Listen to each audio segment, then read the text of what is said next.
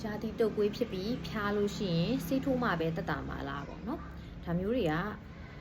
ဒီရာတီတုတ်ကွေးကဆေးထိုးမှရယ်လို့တော့မဟုတ်ဘူးနော်ဆေးထိုးကမလိုအပ်ပဲမထိုးတာကောင်းတဲ့ဆေးတွေရတယ်နော်အဲ့လဲဆိုတော့ဒါတို့ဒီအရန်ဖျားကြတယ်ပေါ့နော်ဖျားတယ်လို့ဆိုရင်ဟိုအဖျားမြန်မြန်ကြခြင်းနဲ့ပြီးရင်ကိုယ်လက်ကိုက်ခဲတာတွေတက်တာခြင်းနဲ့ဆိုပြီးတော့ဆေးထိုးကြတယ်ပေါ့နော်ဟုတ်ပြီဆေးရထိုးတယ်အလုံးထိုးလိုက်တယ်ပြီးရင်ဟိုတောက်ဆေးတွေလည်းဘာမှဆက်မတောက်ဘူးဒီလိုကြီးပဲနေမယ်ဆိုလို့ရှိရင်တော့ပြန်ကောင်းသွားမှာမဟုတ်ဘူးချက်ချင်းလဲနော်ဒီဆေးကိုတောက်ရမယ်ဆေးကိုလေးပတ်လဲအောင်တောက်ရမယ်ဥမာပါရာစီတမောလိုဟာမျိုးဆိုလို့ရှိရင်ဒီအဖျားကြအောင်လို့နော်ဆေးပတ်လဲအောင်လို့တနေ့ကို3ချိန်ပြည့်အောင်တခြားလေးတောက်ပေးရမယ်တခြားနှာဆေးချောင်းဆိုးတွေတွဲနေလို့ရှိရင်လည်းဒီ